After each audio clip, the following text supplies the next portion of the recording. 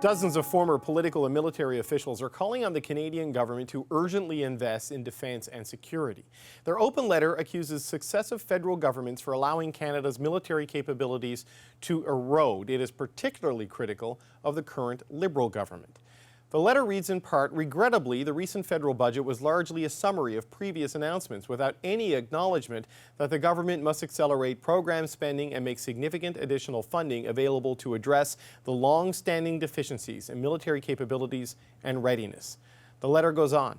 Russia's brutal war of aggression in Ukraine, the first major conflict in Europe since the Second World War, as well as a continuing expansion of the military arsenals of authoritarian regimes willing to use force to achieve the revanchist policies, should have prompted a major reassessment of our defense posture. The letter urges Prime Minister Justin Trudeau and his government to boost defense spending and hit NATO's 2% of GDP target. Canada falls well short of most NATO allies on that front, as last year the Canadian government spent just 1.29% of GDP on defense.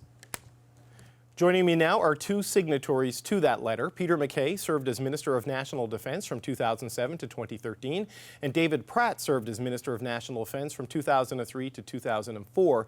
He is also principal at David Pratt and Associates, a consulting firm that does provide procurement advice to clients in the defence and security industry, and both are honorary members of the Conference of Defence Associations Institute. Thank you both for joining me today. We appreciate it. Pleasure to be here, David. Mr. MacKay, I'd like to start with you. Why did you feel it was important to sign this open letter? Well, David, I think there's a sense of urgency, and you can see by the signatories that this is not a partisan issue, rather a patriotic one. Given all of the geopolitical, geostrategic instability, and I'm talking, of course, of Ukraine, but also what's happening in the Asia-Pacific, China, Taiwan in particular, and given what used to be considered a peace dividend after the Second World War in Korea has given way to a defense deficit now that we see, not just in Canada, but in other NATO countries as well. We're far below the 2% average that all countries are supposed to reach as a floor at NATO in terms of our GDP spending on defense. And we have seen a precipitous decline in our defense capabilities, our readiness.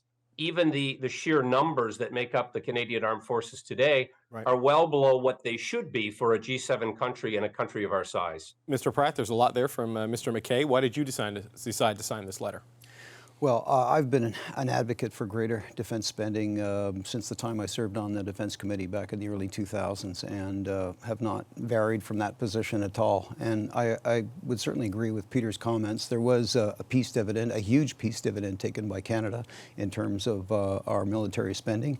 And I think we've seen over the course of the last, certainly 20 years, that the world has not gotten any safer, unfortunately, with the situation that Peter referenced in Ukraine, the invasion of Crimea in 2014, the moves that China has made in the South China Sea.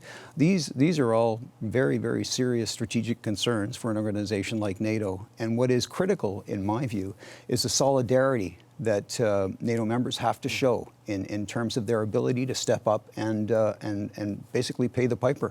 You know, my former colleague John Manley had a great line back in the early 2000s. He said, you know, when it comes to defense spending, it's like a bunch of people being at a restaurant, and whenever the bill comes, Canada goes to the washroom. You know, that kind of stuck with me, and I think it says a lot about where we are in terms of overall spending. But I think as well, you know, the 2% is a question of inputs. What we need to see from Canada is outputs, and we are well down the list in terms of spending and reaching that 2% limit of 1.29%. So we need to focus, as Peter said, on things like recruitment. We need to focus on deployability, capability as well, and we need to fix what is essentially a broken procurement system. So Peter MacKay, given all of that and all of the challenges you've both laid out, how would you describe to Canadians the current state of our armed forces and defense capabilities? I mean, would you give it a grade, or how would you just describe it in general terms? Well, David, it's much diminished from where we were even when we exited Afghanistan, and that took its toll. There's no question that was a very difficult mission where we were called upon to ramp up and increase spending, but increase, as David referenced outputs of equipment. We needed heavy lift, we needed armament, we needed long-range guns, all of which are in much worse condition than they were even 10 years ago. And so those challenges are very real. The procurement process, as we know, is protracted. It's painful. We have new vulnerabilities opening in the Arctic, as demonstrated recently with this obscure balloon that drifted across, or several that drifted across North America. We know the proximity of Russia there, the opening of Arctic waters. So there is a real imperative to make these investments and to do so urgently. That's difficult when we have tough economic circumstances, which we are experiencing now. And so we also need to look at how we generate greater productivity and income in Canada, how we collaborate with our allies for interoperability's sake, to have the proper modern equipment that we needed, like fighter aircraft, like the replacement project that's underway with the Navy. So there are enormous big ticket items that have to be purchased and done so with urgency. And just building the sheer size of personnel and capability takes time, but we have to start right away. Having a plan and looking at this over a long period of time is a luxury that Canada simply can't afford. So David Pratt, to put it in blunt terms, supporting Ukraine has really stretched the capacity and the limits of what the Canadian military can provide. If global security deteriorates any further, China, making aggressive overtures toward Taiwan, can Canada meet that moment, defend our own interests, help our allies any further based on our capacity right now? Well, I don't think we can turn on a dime as far as where we are right now and where we need to be in respective capabilities. It's going to take time for us to get our house in order. But the defense policy update will hopefully provide the necessary impetus for the government to take some of the actions that are needed on some of the equipment purchases, for instance, that Peter has referenced. We've got right now we've got missing capability as far as ground-based air defense for our Army. We need to do more from the standpoint of NORAD renewal. We need to accelerate that. We need new submarines, for instance. We need to bring on board all of those CF-35 fighter planes. There's a lot of work to be done and a lot of expenditure to be brought to bear on some of these issues. And the recruitment issue Peter referenced, we're short 16,500 regular forces and reservists. Yeah, there's a capacity gap there fueled by the culture challenges too. Exactly, and the culture issues are serious. They need to be addressed as well. And from that standpoint, I hope the members of the cabinet will fully endorse Minister Annan's objectives that way, because they are critical. So Peter MacKay, in terms of spending and hitting that 2%, and Jens Stoltenberg has made it clear at the upcoming NATO summit he wants 2% to be the floor for everybody, not the target for NATO members. When asked about this, the government always points to the ongoing defense policy review. It's a process answer on this. What's your reaction when you hear that coming from the current government? Well, disappointment. And, this is a goal that we have not met for a significant period of time now, David. And it is becoming a bit of an embarrassment. And, I think successive Canadian ministers' eyes go to the floor when these discussions are happening in Brussels.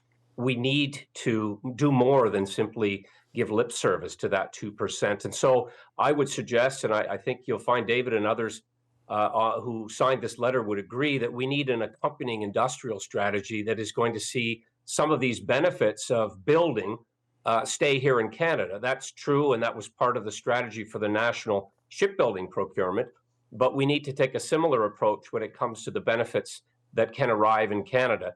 That has not been baked into defense strategy for some time. Other countries like Australia, and David mentioned submarines, that's why the Australians pulled back from negotiations with France. They wanted to have more of the benefits, i.e. jobs, arrive in their own country. And so that has to be part of how we approach this. That's certainly true of what is being contemplated for the Arctic and a strategy for NORAD to protect our northern approaches.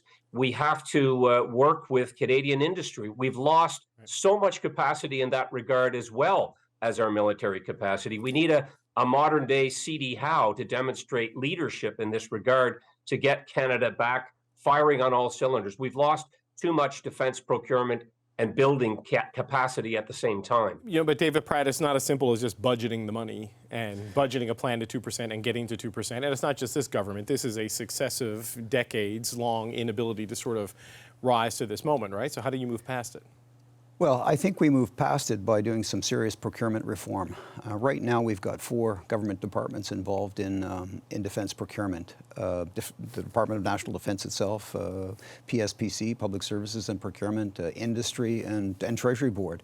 And the bureaucratic procedures that need to be addressed before procurement gets through the system is really overwhelming, I think, and it speaks to the fact that, you know, we haven't been able to spend the money that has been budgeted by successive defense budgets. Now, that money is still there, but until it can be spent productively, we're going to miss out on that capability.